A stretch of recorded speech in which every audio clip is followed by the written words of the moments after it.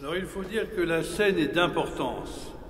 Après la rencontre sur le chemin d'Emmaüs, où le Christ rompit devant deux de ses disciples, ce texte rapporte la dernière apparition du Christ, ressuscité devant ses disciples. Luc la situe à Jérusalem, alors que Jean la place sur les rives du lac de Galilée. Le texte se sépare nettement en deux parties. La première où il se fait reconnaître de ses disciples, versets 36 à 42, suivie de la seconde où il répète pour la dernière fois l'essentiel de son enseignement. Le tout étant suivi de 3 versets de l'évangile de Luc, que je n'ai pas lu aujourd'hui, où Jésus est enlevé au ciel, qui est une répétition de l'ascension. Jésus se présente brutalement au milieu de ses disciples avec l'antienne de salutation « Que la paix soit avec vous ». Cette apparition brutale suscita la crainte et l'effroi chez les disciples, alors que les femmes qui avaient découvert le tombeau vide et les 2 anges n'avaient été frappées que de crainte. Ils crurent voir un esprit, un fantôme. Jésus s'inquiète de leurs troubles, de leurs doutes, sans pour cela leur reprocher leur manque de foi. Ce propos destiné aux disciples s'adresse finalement aussi à chacun d'entre nous, car lequel d'entre nous n'a jamais douté? Jésus leur montre alors ses plaies pour le signifier qu'il est ressuscité, non seulement en esprit, mais aussi dans sa chair. Pour ce faire, il ne les invite pas à les toucher de la main, mais seulement du regard, contrairement à l'épisode de Thomas l'incrédule dans l'évangile de Jean, qui doit toucher la plaie du flanc du Christ causée par la lance des légionnaires pour croire. Mais les disciples s'étonnaient, et malgré leur joie, ils ne croyaient pas encore. Alors Jésus recourt à un dernier argument qui, quelque part, flatte mon esprit de gastronome.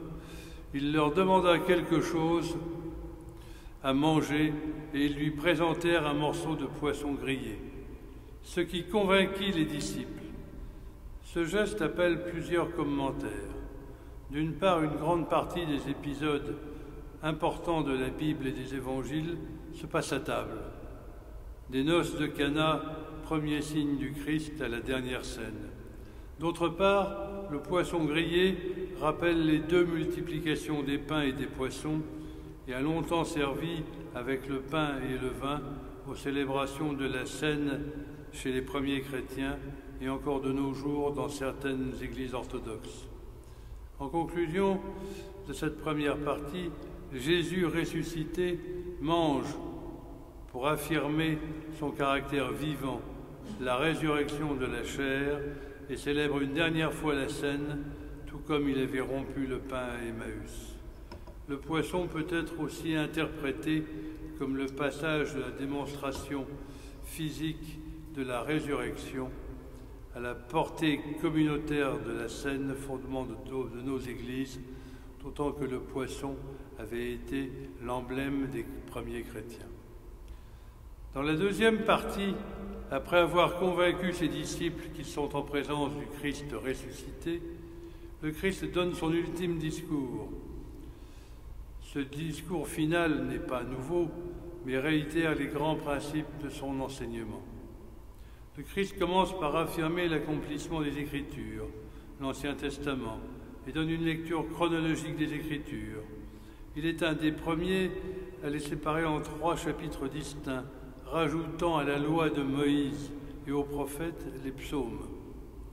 Il insiste sur l'incompréhension des disciples qui n'ont pas su voir ni compris les annonces que Jésus leur avait faites sur l'accomplissement de sa destinée, sa mort et sa résurrection. Luc reprend la parole, il dit « Alors il leur ouvrit l'intelligence pour comprendre les Écritures ». Ce message, destiné aux disciples, s'applique en fait à tous, et à nous en premier, à chacun d'entre nous. C'est un message universel. le Christ nous offre le privilège de nous ouvrir l'intelligence par le biais de sa grâce universelle et généreuse, source de notre foi. Puis le Christ donne enfin son message d'universalité, qui commence par rappeler ses souffrances, sa mort, sa résurrection, dans une théologie très paulinienne centrée sur la croix et la résurrection. Puis il parle du changement radical pour le pardon des péchés. Certains ont utilisé les mots de conversion ou de repentance plutôt que de changement, mais ce changement radical sera proclamé en son nom à toutes les nations. Ce message d'universalité montre le passage du message du Christ, de son petit groupe de disciples et d'apôtres, à l'humanité entière. On passe ainsi des témoins oculaires, disciples et apôtres, qui ont eu le privilège de connaître le Christ vivant ressuscité, comme dans ce texte de Luc, à tous les chrétiens depuis 2 millénaires qui n'ont pas eu ce privilège. C'est dire que ce message nous est personnellement destiné. Nous reprenons le bâton de témoin, nous qui n'avons pas pu connaître le Jésus historique. La dernière phrase de cet ultime texte de l'Évangile, peut-être de Luc, peut être interprétée de 2 façons. La première consiste à voir une transition entre l'Évangile de Luc et sa suite, les Actes des Apôtres, dont il est aussi l'auteur.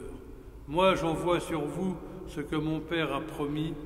Vous restez dans la ville jusqu'à ce que vous soyez revêtus de la puissance d'en haut. C'est l'annonce évidente de la Pentecôte qui ouvre les Actes des Apôtres et qui répond les apôtres à travers le monde. Mais cette phrase, à part la mention de Jérusalem, est une promesse générale qui s'adresse aussi à tous les chrétiens. C'est une profession de foi trinitaire, le Christ, le Père et le Saint-Esprit, qualifiés ici de puissance d'en haut. L'Esprit Saint a une mission missionnaire que nous pouvons traduire dans l'esprit de Jean Calvin par la grâce du Seigneur. Cette ultime parole du Christ est un encouragement pour tous les chrétiens depuis des siècles. Il nous demande, comme aux apôtres, de rester pour recevoir la grâce de nous confier aux Écritures pour la recevoir et entretenir notre foi. Dans l'attente du retour du Christ, restons fidèles à la devise de Jean Calvin, Sole fide, solo scriptura, une seule foi, une seule écriture. Amen.